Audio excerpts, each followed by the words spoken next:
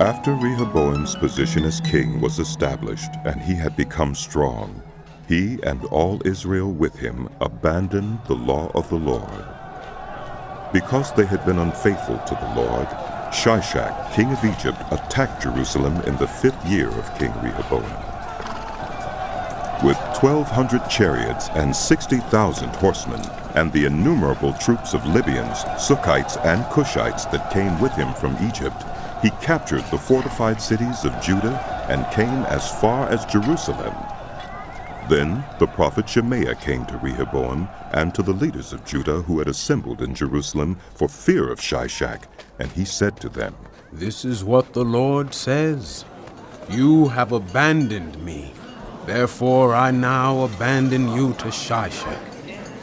The leaders of Israel and the king humbled themselves and said, "The Lord is just." When the Lord saw that they humbled themselves, this word of the Lord came to Shemaiah. Since they have humbled themselves, I will not destroy them, but will soon give them deliverance. My wrath will not be poured out on Jerusalem through Shishak.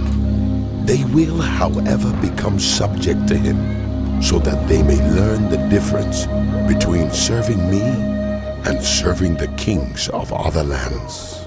When Shishak, king of Egypt, attacked Jerusalem, he carried off the treasures of the temple of the Lord and the treasures of the royal palace. He took everything, including the gold shields Solomon had made.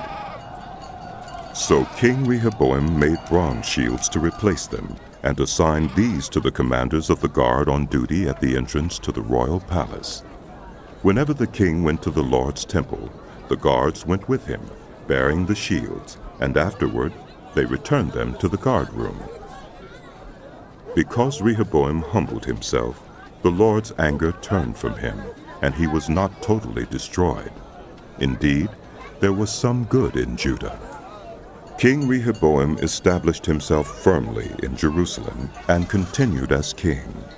He was 41 years old when he became king, and he reigned 17 years in Jerusalem, the city the Lord had chosen out of all the tribes of Israel in which to put his name.